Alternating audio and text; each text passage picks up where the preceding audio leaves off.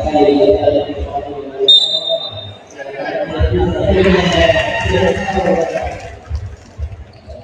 อาเป็ดเอง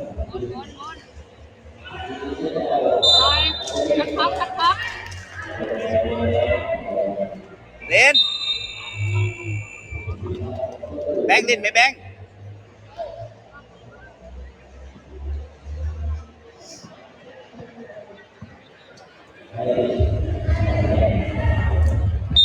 แปะแปะ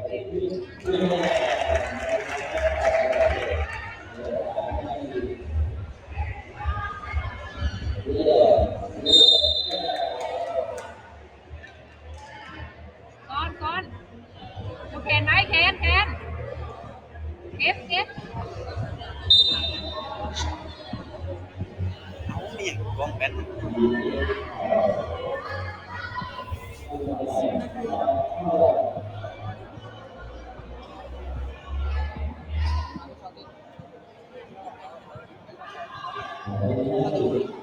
สองวิก่อนเลยโอเค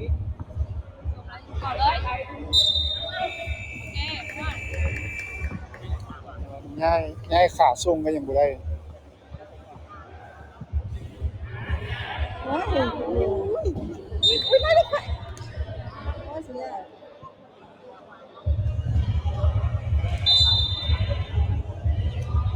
การจิตนิดนะ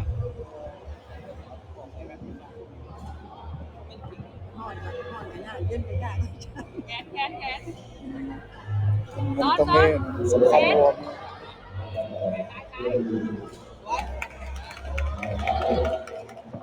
จับอย่าซ้อน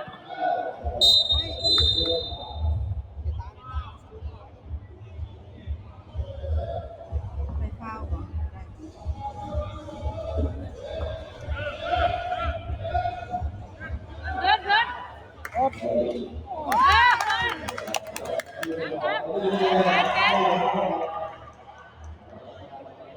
แขนเก็บ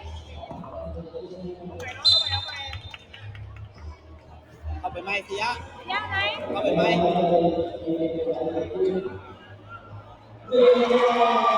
ไอ้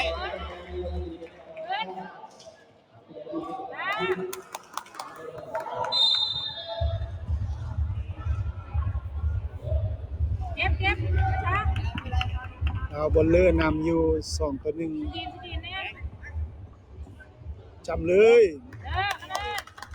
แป้งวางลงไปเป็น3-1แขนต้นเก็บซ้อนนี่สกินขึ้นเลยพวกดูวางไปตาม4-1แล้วตอนนี้เก็บแขนเก็บเลยแบงค์แป้งได้จำเลยน้ำลายนี่เราบอลเลอร์คะแนนไหลรัวๆเลยตอนนี้โอ้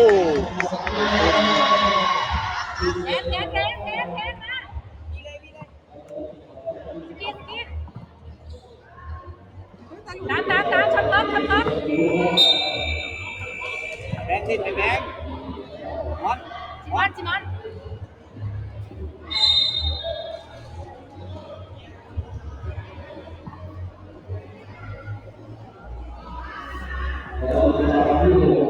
เราบอลเลอร์เปลี่ยนตัวตกดูพักก่อนชิมอนลงมาเดินรายงานตัวสนามสองครับ วางไก่บัวเข้าแบงเสียบานโอ้เจอบล็อกป้องกันได้ดีล่ะเสียทีมแรกครับรายงานตัวสนามสองครับตัวที่นายรายงานตัวสนามสองครับดูแขนไหมอ่ะแขน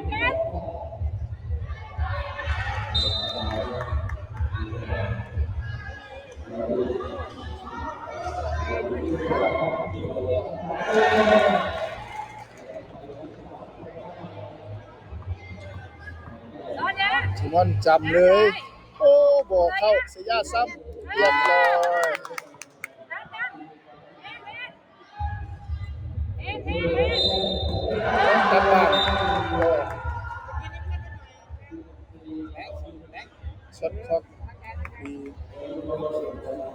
แอนแอน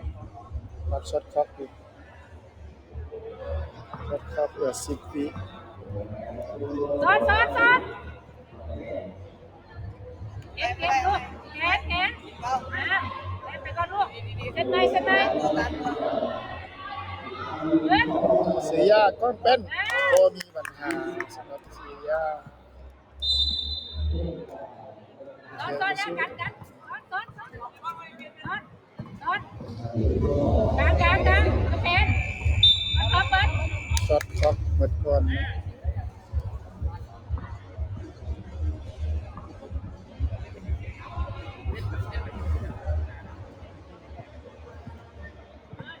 อุ้ยมันตกอยู่ นอนคือเลยนอน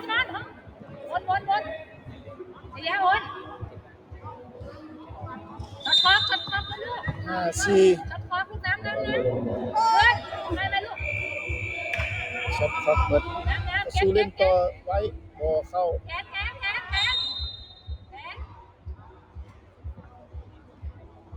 ตอนนี้ แขนลูกแขน ตื่นเต้น ไม่โดน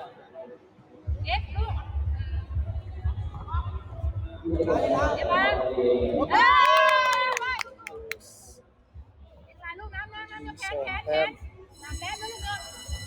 เก็บมาเลยไม่วนไม่เสียเอาไปไหมอ่ะวนไปไหม แบงเล่นเสียไม่ได้ เสีย เล่นกันการกิน น้ำลูกน้ำแอนอันจีบ สภาพภายในสนามตอนนี้ปั่นแข่งอยู่ขั้วโลกเนาะ ทางกรรมการยังท่านผู้ชมนักกีฬาพากันนั่งขุดอยู่ตอนนี้ อยากเอาข้าวเอามาเสีย ต้องเชียร์กับจนสั่น ของเสียสั้นว่ามันตื่นเต้นเนาะหนาว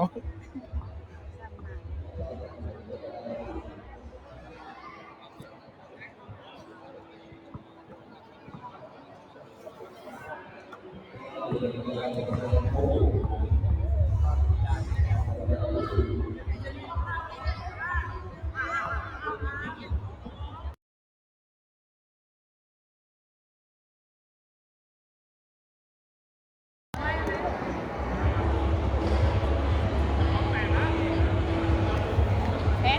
นน้องกันลูกแขน เติม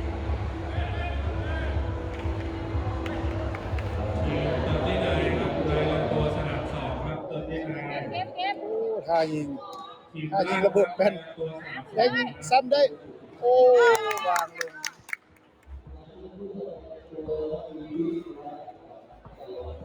แขนก็ไม่อดจมูกก่อน บ่ได้เนาะกรรมการเตือนยิงบานลงแล้วห้ามรบกวน มวยทีมบีครับรายงานตัวสนาม2 เวลาทีมบุกยืนอยู่ในเครื่องมือ ใหญ่มากมวยที คร ม บ บี 5 4 รายงานตัวส 3 นาม2ครับ ทีมอนยังเก็บได้อยู่แต่งใหม่ตั้งเกมกันใหม่ทีมอนไดรฟ์บ่ได้แบ่งมา น้องช็อตคอกเด แบ่ง ซี ยิง2บ่เข้ายังเก็บได้อยู่ น้องกันแม่ ทีมอนไดรฟ์โฟเตอร์บ่เข้าแบ่งซ้ำเข้าไปแล้ว แขนต่อไ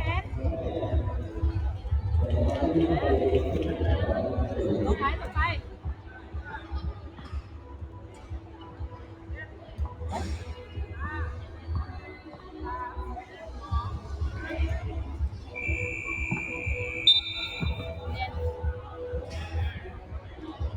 เยียนโตเนาะทีมอนออกมาพักก่อน รอแล้วเนาะ ต่อไปอ่ะคิดหน้า 7 6 5ครับแบ่งวางเข้าไป แขนซ้อนลูกแขน เจอเสียยาบล็อก แขนลูกแขน ที แดน ขึ้นใส่สยามบล็อกอีก 30 วิสุดท้ายแบกยิงซองบ่ถึงฮอดบ่วงเอา กันพอด 6 5 4 3 2 1หมดเวลาช็อตคล็อกเนาะช็อตคล็อกหมดเหลือเวลาอยู่11 วินาที กันเลยฮะพอ เลิกแบงยิงบ่ยอมแล้วยังยิงอีกยังบ่ถึกบ่วงอีก เลย สยาซ้ำเข้าไปโอเคปิดเกมวาลาบอลเลอร์ชนะทีมนี่อย่างบางกรวยก่อน ไก่บางกรวย ใกล้บางกรวยไปสกอร์15-4เนาะเดี๋ยวพบกันใหม่ในไลฟ์หน้า เดี๋ยวพอเลยเสีย